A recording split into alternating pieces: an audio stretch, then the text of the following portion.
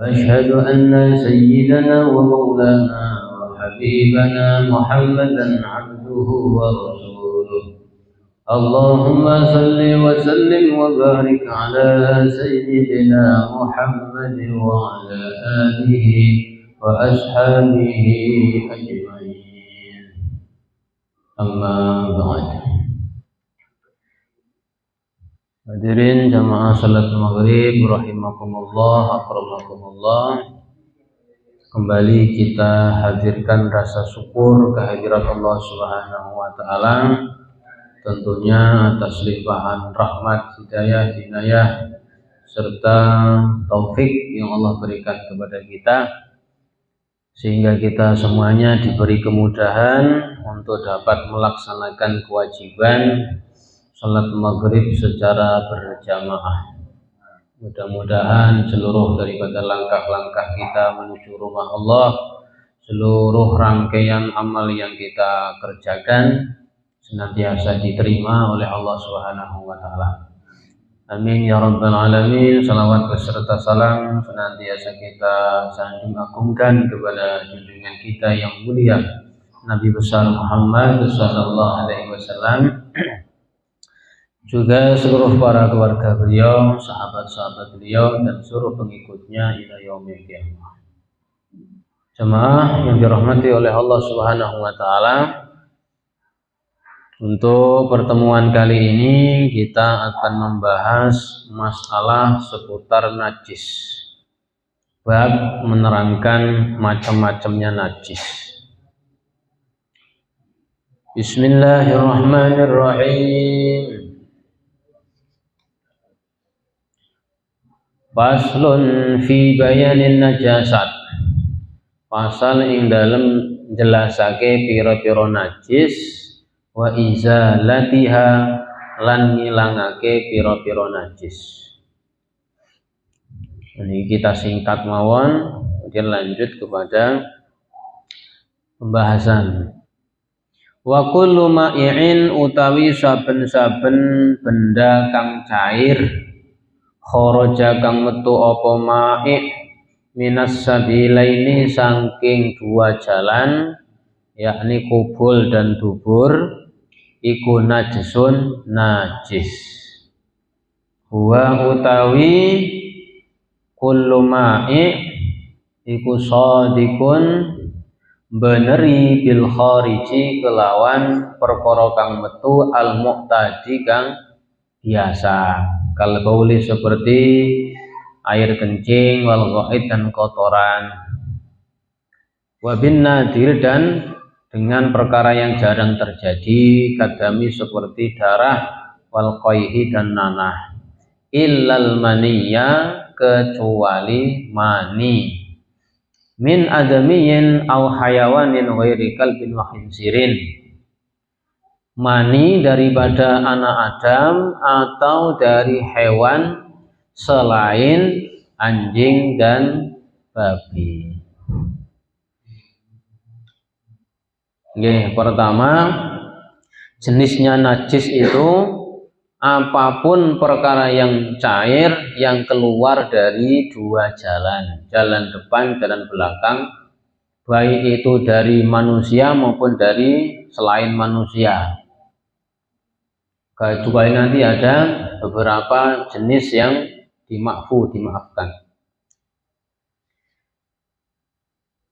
Kecuali kalau mani dalam mazhab Syafi'i hukumnya suci, tapi mewajibkan mandi. Kemudian wa ghuslu jami'il abwal utawi membasuh sekabehane piro-piro air kencing, wal arwasilan piro-piro kotoran, walau kana min makulil lahmi, walau kana senajan ono apa abwal wal arwas iku min makulil lahmi, saking hewan kang bisa dimakan dagingnya, iku wajibun wajib.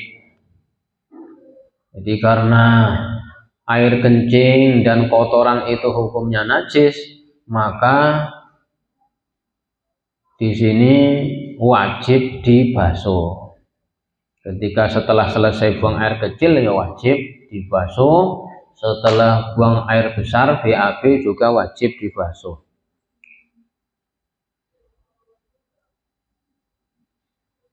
Wa kaifiyatu ghuslin najasah, utawi tata carane membasuh najis. Ing kanat lamun ana apa najasah iku musyahadatan dapat dilihat bil aini kelawan mripat.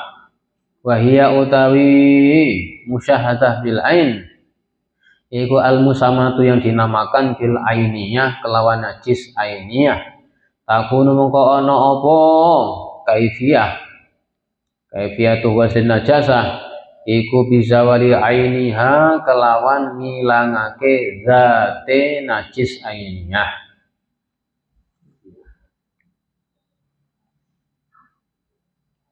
Wa muhawalata zawali ausofiha lan berubahe hilangi sifat-sifate najasah min ta'min saking rasa aulanin atau warna aurihin atau bau.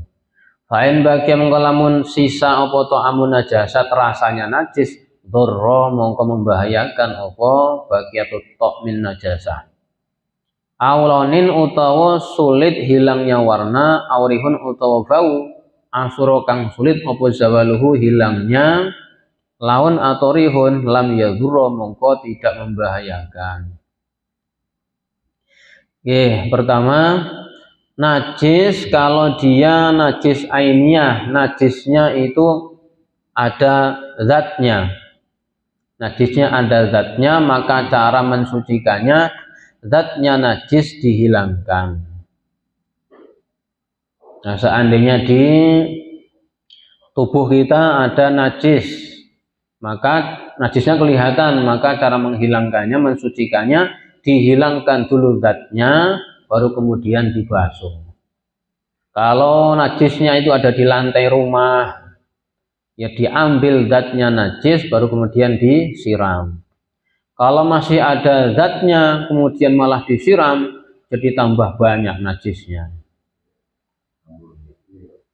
Di dalam tubuh, di dalam pakaian, di dalam sebuah tempat, kalau ada najis yang masih nampak, maka cara mensucikannya diambil dulu zatnya najis, kemudian baru disiram dengan menggunakan air yang suci.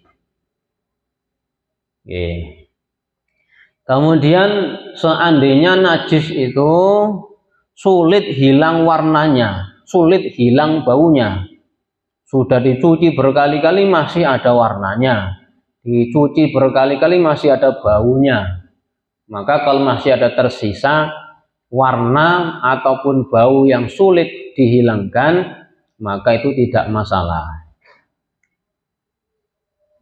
Tetapi kalau masih ada rasanya, itu berarti masih bermasalah. Kalau masih ada rasa, berarti masih ada bendanya. Jadi kalau warna biasanya kan sulit hilang, seperti darah yang terkena baju, biasanya itu sulit hilang. Setelah dicuci berkali-kali masih ada bekasnya. Atau habis bersihin kandang ayam, bersihkan kandang sapi, atau kerja di kandang ayam, nanti kan ya udah mandi berkali-kali masih bau. Nah, itu sisa bau yang sulit dihilangkan, itu dimaafkan, tidak masalah. Wa in kanat lamun ana apa najasatu najis iku ghairu musyahadah, tidak nampak, tidak kelihatan, berarti najisnya hukmiyah. Wa hiya utawi najasah iku al musamatu yang dinamakan bil hukmiyah dengan najis hukmiyah. Sudah enggak ada zatnya, tapi di situ masih ada najisnya sebetulnya. Misalkan di sebuah tempat dikencingin sama orang, dikencingin sama hewan, sudah seminggu yang lalu, sudah enggak ada zatnya itu, tapi di situ masih ada najisnya, namanya najis hukmiyah. Fayakfi mongko cukup apa jariyul ma'i ngalirake banyu alal mutanajjasi ing atase benda yang terkena najis. Jadi cara mensucikannya cukup digerocok banyu. Kan sudah enggak ada zatnya, jadi enggak perlu diambil zatnya. Zatnya sudah hilang, cukup disiram pakai air. walau marratan wahidatan, walaupun dengan satu kali siraman.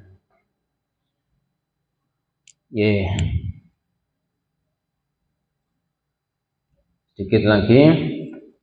Illa baula sobi, kecuali kencingnya anak kecil, alladzi baulus sobi lam yakul kang durung mangan sapa sobi apa ama ing makanan.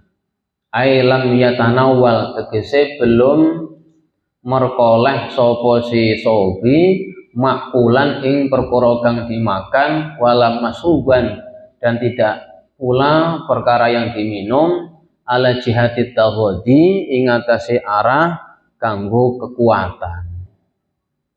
Fa innahu mengko temestune baulus sobi iku yadhuru bisa suci apa baulus sobi lirasyil ma'i, kelawan nyipratake banyu, alaihi ing atase najis. Ada bayi kecil laki-laki, ini bayi laki-laki masih kecil, belum nyampe 2 tahun, dia belum makan kecuali ASI, atau dikasih makan tapi sifatnya sebagai makanan tambahan, bukan makanan pokok, sebagai makanan tambahan saja, tidak banyak-banyak, cukup tetap pakai ASI yang pokoknya, ditambah sedikit-sedikit, itu hanya sekedar tambahan saja. Maka cara menghilangkan najisnya air kencingnya anak kecil yang belum umur 2 tahun, cukup diperciki air, di atasnya sudah suci. Jadi kalau sekarang kadang-kadang asinya sedikit tapi makan yang lain jadi banyak. Jadi sama-sama dijadikan pokok, asinya juga pokok, yang lain juga jadi makanan pokok juga, jadi seimbang. Kalau seimbang jadi seperti kencingnya orang dewasa. Cara mensucikannya seperti najisnya orang dewasa. Ini istilah lain namanya najis mukhafafah, ini dalam istilah lain najis mukhafafah. Kalau yang di awal tadi itu najisnya najis mutawasitoh, najis yang sedengan. Nanti yang berat najis mughallatoh, najisnya anjing. Sampai sini ada pertanyaan? Sebelum ada pertanyaan nih kita ulang yang kemarin, pertanyaan masalah mahram ya. Kemarin Pak Bambang ya nanya mengenai ada kakak beradik sama-sama punya anak, anaknya laki-laki perempuan. Itu anak tadi itu namanya sepupuan. Jadi misalkan Fulan dengan Fulan punya anak, anaknya namanya Fulanah dengan Fulan, maka Fulanah dengan Fulan ini sepupuan, dia bukan mahram. Artinya kalau dia sudah sama-sama dewasa bisa dinikahkan. Nanti kalau dalam masalah wudhu membatalkan kalau nyentuh tanpa ada penghalang. Keponakan itu kalau nisbatnya kepada orang tuanya, kakak adik punya anak, nah ini anaknya kakak namanya ponakan, anaknya adik namanya ponakan. Tapi kalau anak sama anak ini atau cucu sama cucu, ya itu nanti jadinya sepupuan. Itu bisa nikah dan dia bukan mahram. Wallahu a'lam. Ya, ada pertanyaan? Iya. Seumpama ada air minum atau teh atau kopi, kemudian kemasukan cicak misalnya, kemudian sampai orang itu nggak tahu, tapi di situ cicak itu karena dia buang kotorannya lah, kemudian diminum, itu termasuk kategori najis. Bagaimana? Kemudian cara menghilangkan gimana kalau tidak dimasukkan ke dalam perut? Ada air 1 gelas, katakanlah teh ataupun kopi ataupun susu, itu kan pada dasarnya bisa kita minum. Kemudian kemasukan cicak, kalau cicaknya dia sudah mati jatuh di situ, berarti kan ya najis langsung, karena air sedikit kok kemasukan bangkai, ya hukumnya najis. Kalau cicaknya masih hidup, kemudian itu dia ngapain di situ? kemudian mati di situ dan mengeluarkan kotoran. Mati di situ. Ya.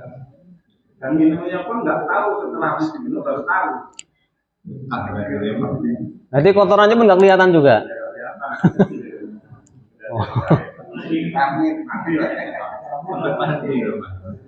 Kotorannya kan nggak nampak ya. Kalau nggak nampak ya dihukumi nggak tahu. Sekarang cicaknya masuk, tadinya masih hidup, kemudian dia mati di situ. Matinya sebab masuk di situ. Awalnya masih hidup, kemudian kok masuk, kemudian mati. Itu tidak menjadikan najis. Karena matinya, dan cicak termasuk hewan yang nggak punya darah.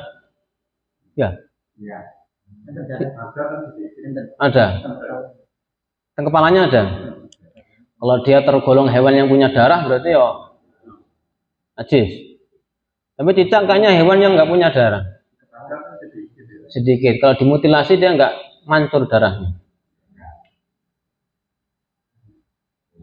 Itu kan kadang-kadang dibikinin teh, kemudian dibiarin, kemudian tahu-tahu kan ada itu dibikinin sore, kadang ingin pagi-pagi diminum, tahunya nggak ada kotoran. Itu kan bisa terjadi juga. Iya betul. Kalau dia tergolong hewan yang nggak punya darah, nanti ketika dia masuk sendiri kemudian dia mati, bagaimana hukum airnya? Ya diperinci. Kalau ada perubahan rasa bau, artinya sudah mati sudah 3 hari kan bau, jadi najis. Jadi kalau belum ada perubahan dan nggak kelihatan ngising di situ, ya masih bisa diminum. Kalau sudah ngising berarti najisnya gara-gara kotorannya itu. Kalau nggak ngerti ada kotorannya, kan nggak ngerti, berarti dianggap nggak tahu. Itu walaupun semut. Walaupun semut. Nah sekarang cicak itu termasuk ada darahnya enggak itu? Sedikit. Karena di kitab-kitab itu cicak termasuk hewan yang nggak ada darah. Dimutilasi dia nggak ada darah yang ngalir. Berarti kalau dia masih hidup kemudian masuk ke air gelas itu mati sendiri. Kalau nggak ada perubahan, ya nggak najis. Kalau ada perubahan, ya najis. Sama juga dengan kemasukan semut, ada air, susu, kemasukan semut-semut. Kalau nanti ada perubahan rasa dirasa semut, ya najis. Ini kalau nggak ada perubahan, ya nggak apa-apa. Karena dia matinya karena gara-gara masuk. Beda dengan satu semut, kan mati sudah mati, kita lemparkan ke situ ya langsung najis. Sengaja dilemparkan. Ini tadi kan masuk sendiri. Masuk sendiri dalam keadaan masih hidup, kemudian mati. Oke, kalau nggak ada perubahan, tidak apa-apa. Tapi yang bikin najis tadi kotorannya itu, yang bikin najis. Nah kalau nggak tahu, ya nggak tahu ya gimana? Kalau seperti gula itu kan lawan emas semut toh. Iya betul. Gulanya mau milihnya kan sama ya, sudah mati di situ. Iya. Gula itu. Lalu gimana kalau umpamanya masih sekalian apa namanya buat kopi kapan teh? Kalau yang ini kan mungkin airnya bisa disaring toh. Tapi dengan saring itu kan berarti dia udah kena rebus juga kan. Itu biasanya sudah pada mati semutnya masih hidup. Iya, mati. Ini kan susah. Ini hilang, Iya, betul. Kayak gini kan. Ya kalau kita ngelihat sudah pada mati, ya kita ambili yang mati-mati. Nanti yang nggak kelihatan kan kita nggak kelihatan mata ya aman. Yang kelihatan mata ya diambil. Yang nggak kelihatan nggak kelihatan. tapi di gula itu anak gulanya dibuang apa bukan dibuang sayang ya kan. Jadi kalau yang sudah mati disetahu ya Ambil. Kalau nggak tahu karena nggak tahu kan nggak kelihatan ya sudah anggap aja nggak ada. Karena sulit itu memilih-milih satu persatu. Yang nampak diambil, yang nggak nampak dihukumi nggak ada. Termasuk laler jangan sama laler. Dia hinggap ke air minum masuk. Kalau dia masih hidup ya kita celupkan sekalian diambil buang. Itu sayap sebelahnya ada racunnya, sayap sebelahnya ada penangkalnya. Ada penawarnya. Kalau dia tahu-tahu mati di situ, lalat masuk ke air minum kemudian mati. Ya kalau nanti ada perubahan ya jadi najis, airnya ada perubahan bau, perubahan rasa. Kalau nggak ada perubahan ya nggak najis, karena dia masuk sendiri. Tetapi binatang serangga tadi itu kalau sudah mati kita masukkan, lah itu baru nanti najis. Najis. So. Yeah. Itu berlaku pada semua air yang sedikit. Artinya air yang kurang dari 2 kula berlaku hukum tadi.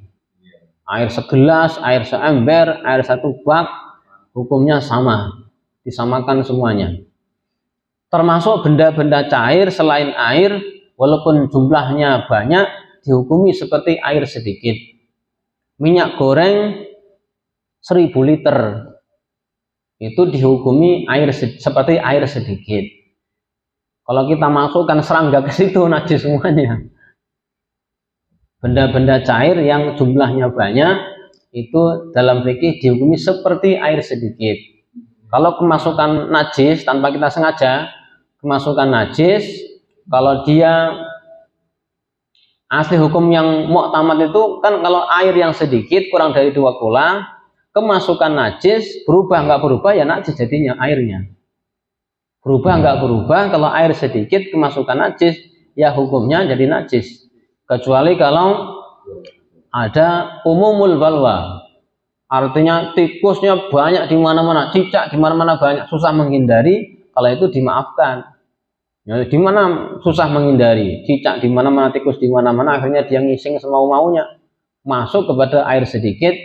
Kalau memang begitu modelnya, banyak tikus, banyak cicak, dimaafkan. Hukum aslinya najis cuman dimaafkan. Tapi kalau tikusnya jarang, cicaknya jarang, masuk kepada air sedikit atau benda cair selain air seperti minyak goreng, itu hukumnya najis.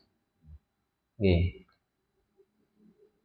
Makanya benda-benda cair selain air harus dijaga dengan betul-betul. Seperti madu, seperti susu, seperti minyak goreng. Itu kan benda-benda cair yang bukan tergolong air, walaupun jumlahnya banyak, dihukumi seperti air sedikit. Oke. Enten malih?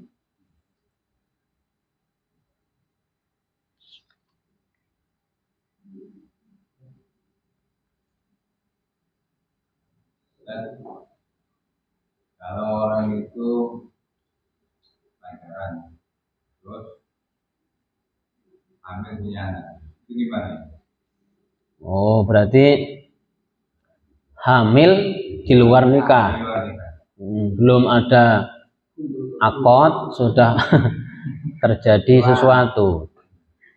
Oke, sekarang pandangan fikih dulu. Kalau dalam pandangan fikih itu nanti anaknya itu nanti nasabnya kepada ibunya. Ibunya, bukan kepada si laki-laki yang menghamili. Walaupun setelah itu dinikahkan. Di dalam hukum negara, hamil di luar nikah kemudian dinikahkan, hukumnya kan boleh. Boleh. Dalam hukum negara, hamil di luar nikah kemudian diakadkan oleh Pak PPN, hukumnya harus yang menghamilinya. Dengan catatan harus dengan yang menghamilinya. Kalau di luar orang yang bukan, tidak boleh. sampai lahir. Ngoten. Itu kalau yang mau ambil 2-3 dinikahkan saya. Tidak bisa. Jadi malah Diundi kalau begitu ya. Nah ini yang seperti itu biasanya angkat cerita, jadi kita seandainya tahu ya. Tidak boleh. Kalau yang menghamili banyak repot. Ada 3 bapak. Diambil 1 saja, jangan terus disuruh 3, ya nggak boleh. Perempuan nikah 3, nikahnya 1. Jadi nanti anaknya nasabnya ke ibunya. Nanti setelah lahir, nanti kalau dia laki-laki ya bin ibunya, kalau dia perempuan ya binti ibunya. Walaupun lagi perempuan itu ya? Ya sama. Nanti larinya pertama dalam urusan faraid, dalam urusan warisan. Wali. Nah, dalam urusan wali ataupun dalam urusan faraid, nanti kan dia bukan anak kandung, bukan anaknya bapak ini. Nah, nanti kalau si bapak yang menghamili ibunya itu meninggal dunia, ini kan bukan anaknya, maka dia nggak ada hak warisan ke situ, nggak ada hak ngambil warisan daripada bapak yang menghamili ibunya. Dan juga sebaliknya, kalau anak nanti ini meninggal punya harta, laki-laki yang menghamili ibunya dia nggak dapat warisan. Yang seharusnya kalau memang asli itu bapak kandung anak kandungan dapat warisan. Bapak kalau misalkan dia mati, kemudian meninggalkan anak perempuan sendirian, kan dia bagiannya setengah. Ataupun nanti anaknya mati punya harta, ini bapak asli dapat bagian 1/6 ataupun asobah. Tapi gara-gara ini hamil di luar nikah, dalam urusan faraid nggak dapat bagian.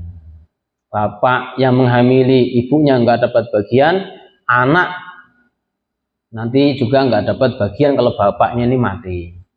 Nanti nasabnya kepada ibunya. Nanti kalau dia mau menikah, kalau dia perempuan, walinya langsung ke wali hakim. Oke. Adapun nanti mungkin dalam kakak, ya bisa nanti anak si fulan tetap formalitas. Jadi dalam kakak ya nanti anaknya fulan. Tapi nanti pas praktek dalam faraid, dalam pernikahan, ya jangan ini walinya, ini bukan bapaknya. Bapak di dalam kakak saja, dalam keluarga ini bapak, tapi dalam secara hakikatnya dia bukan bapaknya. Walaupun dia itu bapaknya yang bikinnya dia. Ya, walaupun, tapi karena di luar nikah itu masalahnya. Jadi wali aja Pak ya. Nggak boleh.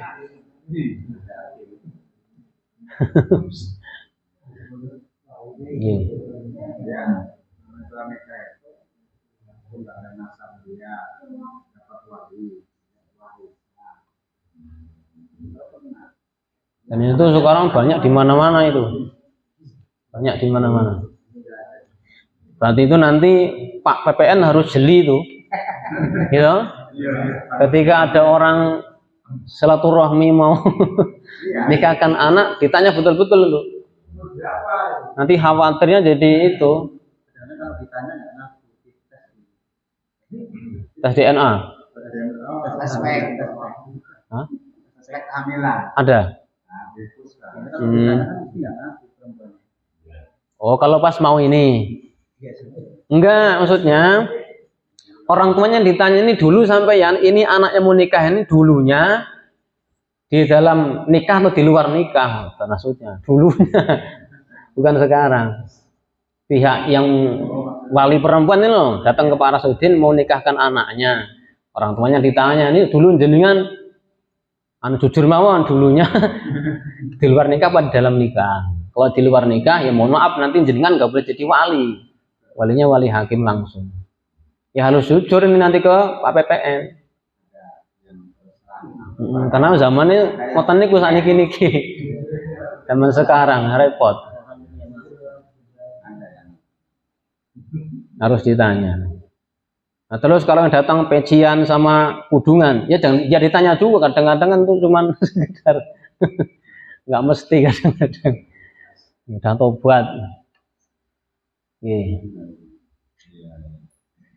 Kalau kita Nggih. ini di dalam hukum Islam itu gimana? Kadang-kadang kita sering mendengar itu bangun nikah. Bangun nikah itu gimana dalam hukum Islam itu memang dianjurkan atau dan syarat-syaratnya sampai bangun nikah itu katanya apa? Nggih. Misalkan suami istri terjadi cekcok, ribut, kemudian suaminya melontarkan kata-kata tolak, kamu tak ceraikan, gitu, kamu tak ceraikan, berarti terjadi tolak satu. Nanti si perempuan, si istri ini hukumnya haram untuk dikumpuli sama si suaminya ini, karena sudah tertolak. Nanti kalau mau dihalalkan lagi harus rujuk.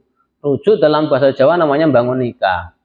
itu ada batas waktu. Kalau dia tolak satu berarti tolak roja'i, ya masa idahnya, masa penantiannya itu salah satu quru, 3 kali sucian, 3 kali persucian. Ya kurang lebih berapa bulan itu kalau dibulankan? 3 bulanan ya, 3 bulan kurang lebih. Jadi tengah-tengah itu nanti si suami membangun nikah. Dan di dalam fikih cukup didatangi itu sang istri, kemudian disampaikan, kamu tak kembalikan lagi jadi istriku, roja tuki. Dan di situ nggak ada persyaratan, nggak ada saksi-saksi, nggak ada persyaratan. Kalau orang Jawa biasanya ada nggih, ada bangun nikah. Enggak. Itu kembali mungkin ya. Maksudnya gini, ketika dalam bela mentara istrinya itu segera kembali wudhu sebelum 3 bulan itu tidak ada syarat. Tapi setelah dia melewati masa iddah 3 bulan, itu akan lagi. Kalau sudah habis masa iddah, nanti nggak bisa rojak tuki, langsung datang lagi ke Pak Arsudin, akad lagi. Jadi masa iddah itu masa penantian itu.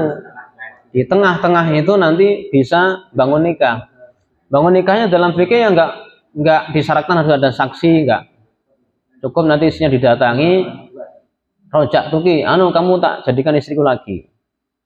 Bisa seandainya ada saksi pun ya bagus juga, untuk menguatkan bahwasannya sudah terjadi tolak 1, dia masih ada kesempatan 2 lagi.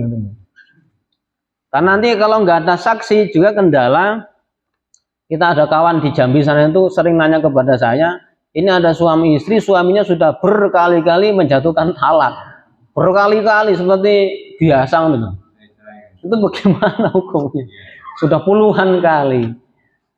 Allah. Itu gimana? Itu dulu kita mau tolak panjang itu. Nah, repot ini kalau begini. Sudah mentalak berkali-kali.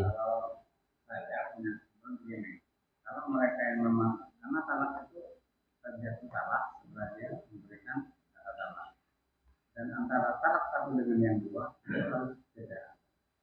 Artinya tidak 1 kali kejadian langsung talak 2 atau 3 gitu ya. Karena nanti beda situasi kondisi lagi, ribut lagi, talak lagi berarti sudah jatuh 2. Ribut lagi sampai talak 3. Nah ribut terus sering talak. Lewat talak 3. Sudah kelewat. Kita nggak bisa lagi menikah. Tapi ada syarat kalau memang ini harus jalurnya ke pengadilan. Ya mengadukan cerainya ke pengadilan, cerai talak dihukumi 1 kalau di pengadilan. Oh, dihukumi 1, ya. Karena dengan alasan dia ngadu ke pengadilan baru kan.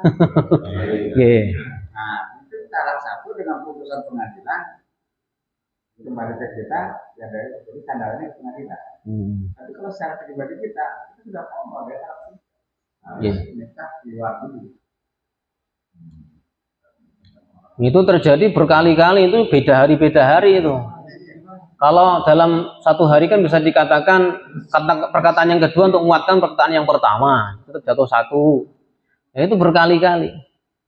Itu kasusnya kalau bangun nikah nggak ada saksi itu. Ini kalau itu tadi misalkan dia si lakinya mengatakan apa atau kalau umpama seorang istri itu misalnya ribut kemudian udah saya mau pulang, kata lakinya silakan pulang, umpamanya. Nah ini zaman itu gimana? Itu nanti dilihat niatnya suaminya.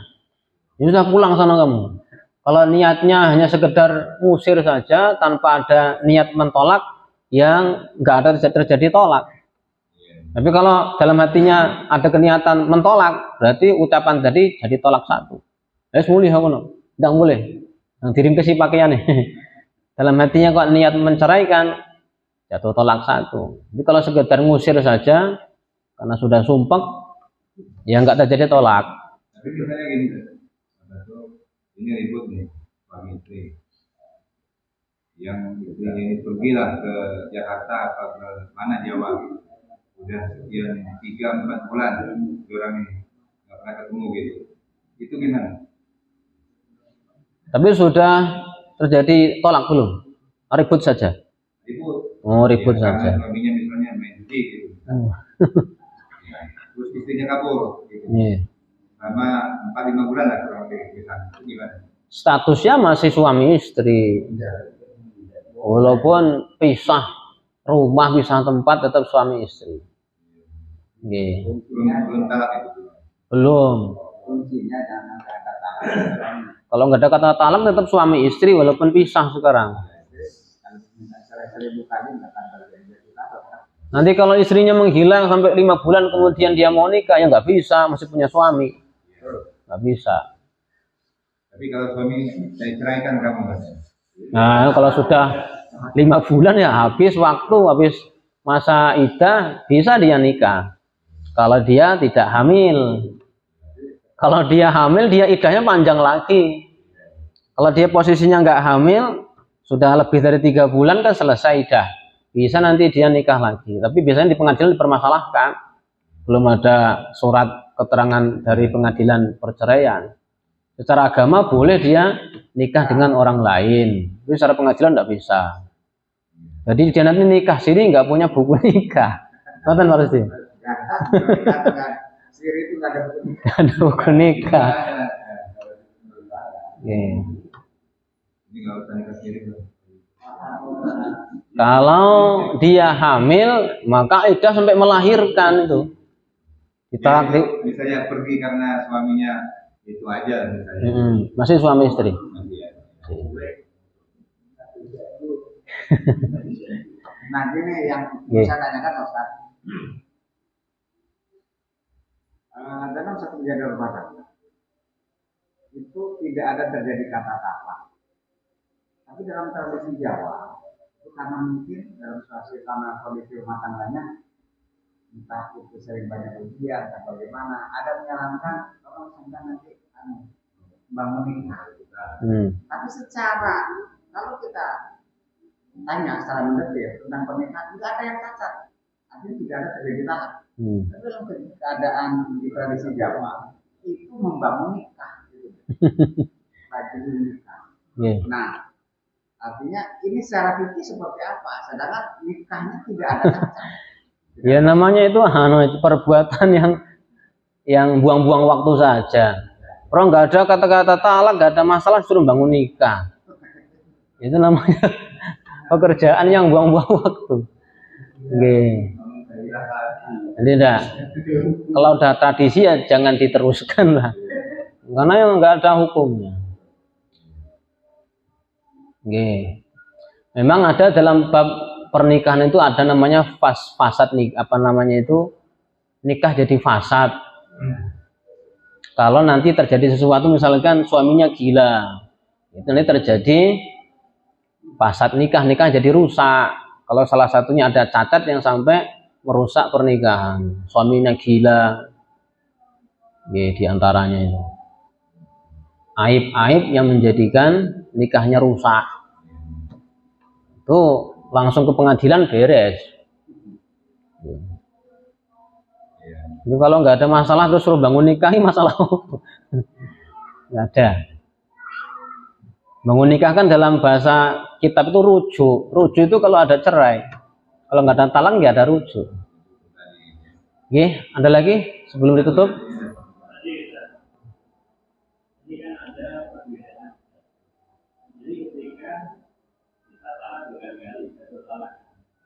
Kemudian seseorang itu ke pengadilan agama. Karena belum merasa pengadilan agama, kemudian dia dianggap oleh pengadilan agama tapi mana yang kita kembalikan ke fikih mawon.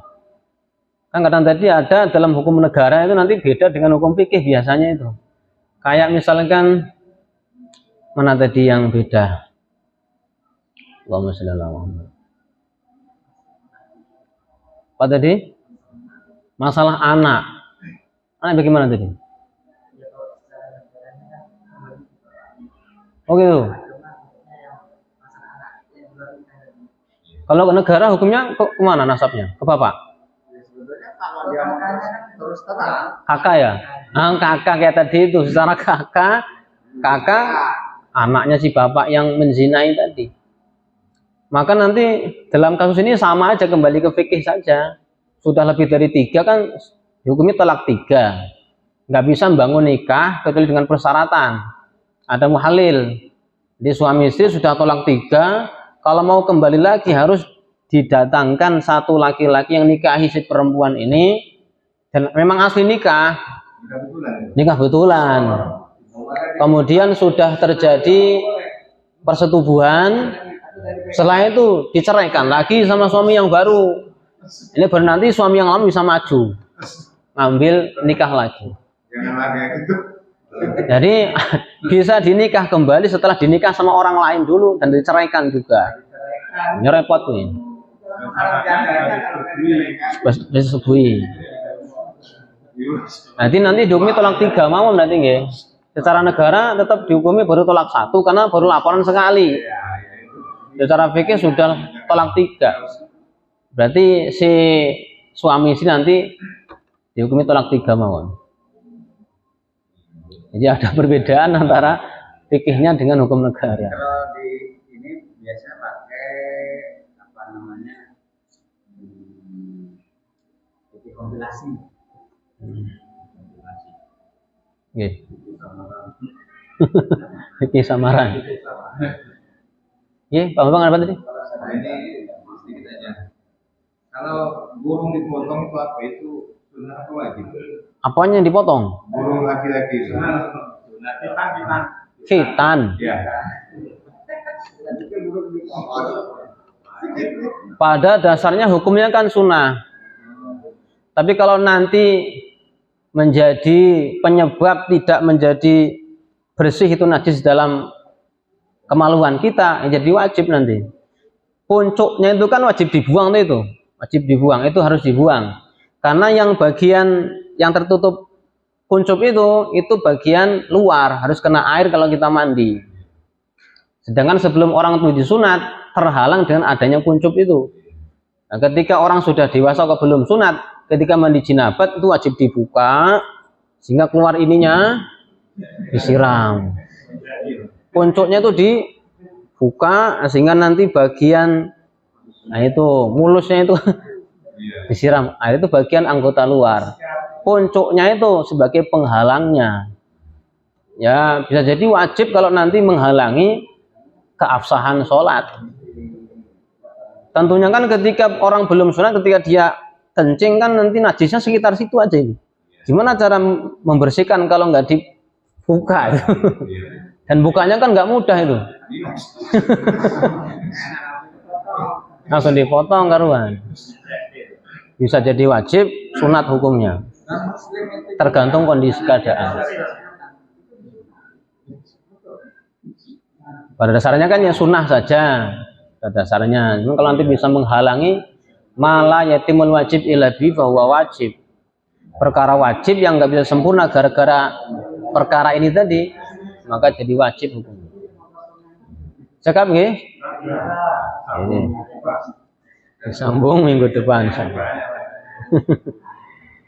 Ini kalau bab ke sana kan satu bab ya. Bab pernikahan. Senang. Enak.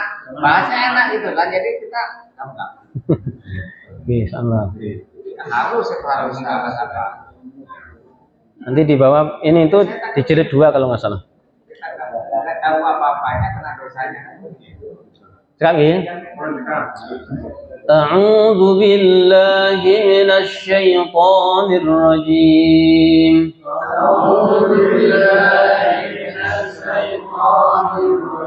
Bismillahirrahmanirrahim. Alhamdulillahi rabbil alamin. Ar-Rahmanir Rahim.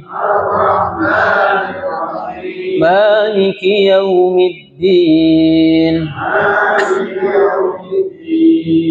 Iyyaka na'budu wa iyyaka nasta'in. اهدنا الصراط المستقيم صراط الذين أنعمت عليهم غير المغضوب عليهم ولا الضالين